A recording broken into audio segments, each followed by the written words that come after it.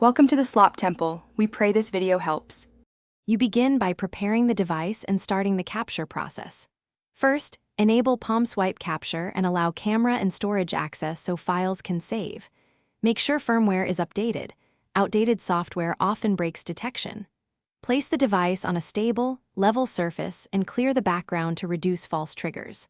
Once done, open the capture app, select palm swipe mode, and practice a slow, centered swipe once to confirm the sensor registers your motion, before moving to continuous capture. Now execute the swipe sequence with deliberate, repeatable motions so the algorithm can learn and record clean frames.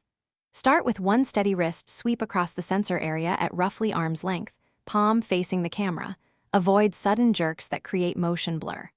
Watch on-screen feedback. Indicators show successful frames and failed attempts, so you can tweak angle or lighting. Once you achieve consistent captures, progress to multiple takes for redundancy, making sure each pass stays within the same speed and framing. Finish by reviewing captured clips, trimming unwanted sections, and tagging the best takes for quick retrieval. This saves time later. Export in your preferred format and immediately back up to cloud or external storage to prevent loss. If you encounter problems, try one key troubleshooting step.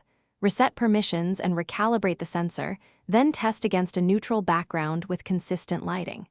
If issues persist, restart the app and repeat a single slow swipe to confirm hardware and software are responsive. Thanks for watching. Consider subscribing if we helped you.